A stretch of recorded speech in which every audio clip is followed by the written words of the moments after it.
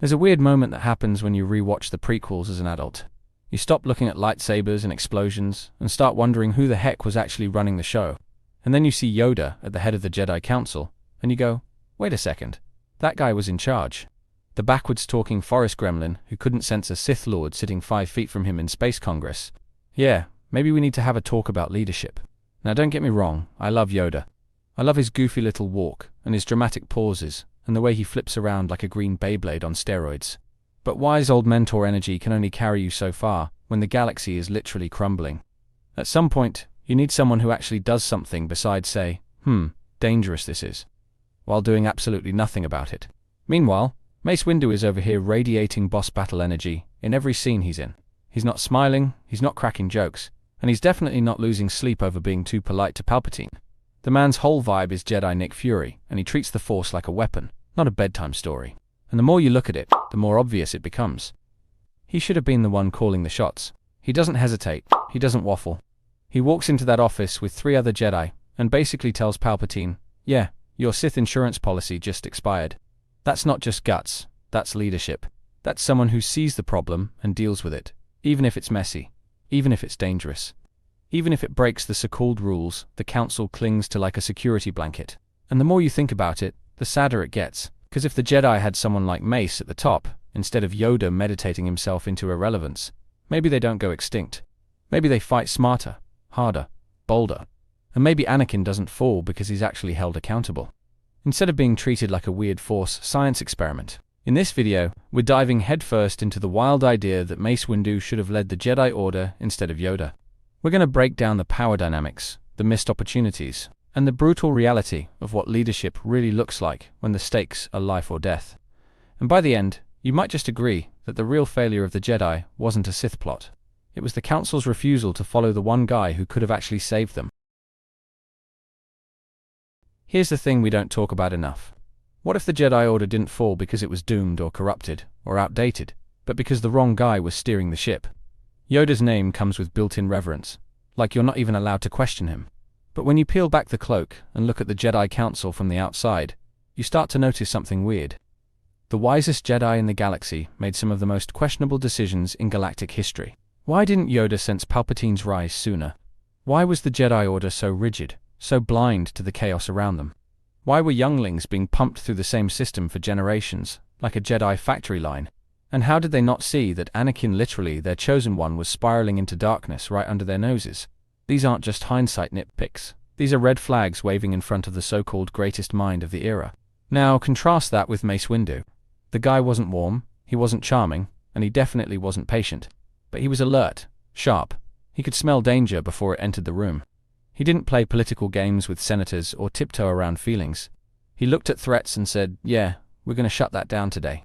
No questions asked. When Mace confronts Palpatine, he doesn't bring a philosophical quote or some floaty Yoda wisdom. He brings a lightsaber and a look that says, we're not here to talk. He's one of the only Jedi to ever say the quiet part out loud. Palpatine is too dangerous to be left alive.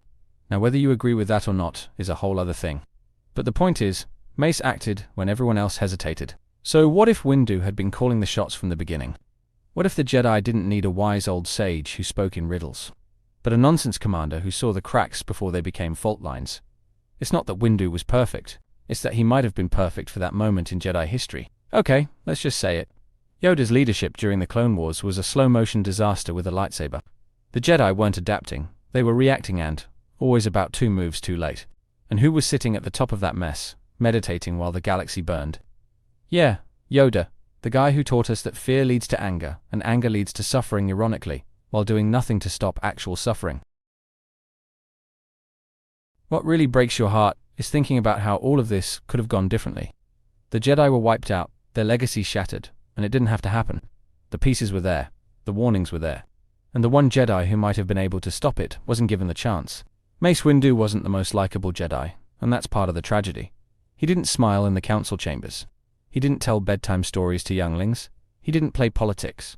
But that doesn't mean he didn't care. He cared enough to do what the others wouldn't. He stared evil in the face and didn't blink. And for that, he was killed. Not just by Palpatine's lightning, but by the hesitation of his own order. By the Jedi's refusal to evolve.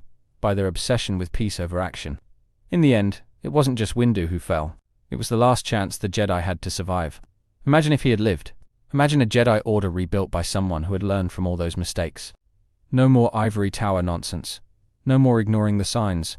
A real leader, forged by war and betrayal, who knew exactly what not to repeat. But that future was stolen, burned up in the lightning storm of a failed system. There's a quiet pain in knowing the Jedi could have endured. Not through prophecy or destiny, but through one man who saw the truth before anyone else. And yet, no one followed. It's kind of insane how powerful Mace Windu actually was. Like not just in strength or skill, but in sheer presence. When he walks into a room, the whole energy shifts. He didn't have to do flips or speak in riddles. He just stood there, and you knew this guy meant business. He mastered a lightsaber form vopad that literally dances on the edge of the dark side. You realize how crazy that is. The dude built a fighting style out of controlled rage. Not only that, but he could channel the darkness of his opponents and redirect it back at them. That's like playing with fire while wearing gasoline armor and not getting burned. This wasn't some accident of fate either. Mace trained for this, studied for this, honed himself into a weapon the Jedi would need when things got ugly. And oh boy, did they get ugly. When it was time to take down Sidious, it wasn't Yoda who had him beat. It was Windu. Mace had him on the ropes. Lightning deflected, saber to the throat. And he won. Let that sink in. Mace Windu defeated the Sith Lord who'd been hiding in plain sight for years. Not with luck or prophecy or ancient scrolls, but with raw discipline, instinct, and pure willpower. He was the Jedi Order's best shot. And he proved it in the final hour. But here's the part that gives me hope. Even though Mace Windu didn't become Grandmaster, even though he didn't get to lead the Jedi into a better future, his legacy still matters. His example still echoes through the stories we tell. Because for one brief moment, the Jedi weren't just wise, they were bold. Imagine a new generation of Jedi who follow Windu's lead, who understand that being a Jedi doesn't mean standing still while evil grows, but taking action when it counts. A Jedi Order that isn't afraid to question its own traditions, or step out of its comfort zone to protect the galaxy for real. That's the legacy Windu could have left, and maybe still can. Not through a statue or a fancy title, but through the mindset he embodied. Strength with restraint, justice with force. A willingness to confront hard truths without blinking. And yeah, maybe the old Jedi failed. But failure doesn't have to be the end. It can be a beginning, a reset, a chance to look at the wreckage and build something better from it. Not perfect, not dogmatic, but real. If the galaxy is ever going to have a Jedi Order worth believing in again, it's going to need more Windus. More warriors who act, not just think. That's how the Jedi rise again. In the end, the tragedy isn't just that Mace Windu died. It's that he died unheard. He was the Jedi Order's warning light, flashing red, while everyone else sat calmly in the cockpit. And when the ship finally crashed, no one looked back and said, maybe we should have listened. Yoda got the legacy, the stories, the respect. But Mace got the fight.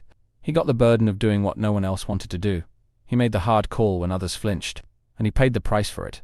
The irony is, he wasn't the politician or the prophet. He was the soldier, the shield. The final line before darkness swept the galaxy. And that's exactly why he should have led. Not because he was the wisest, but because he understood what it really meant to protect the light. If Windu had been Grandmaster, maybe things still fall apart. Maybe the Sith still win.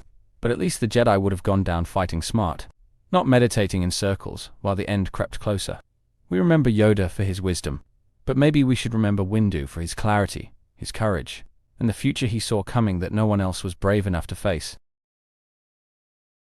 Thank you for watching. If you enjoy my videos, please consider looking at my pinned comment and checking out the links for my Amazon storefront. It contains my favorite Legos, my gear in which I make videos, and comics that I read on a daily basis. I update it constantly, so please, take a moment and click on the link. On top of that, check out my second channel, Critical Analysis Hub Plus, and my third channel, Critical Analysis Hub XP. Just one click would go on a long way in supporting my channels and future in YouTube.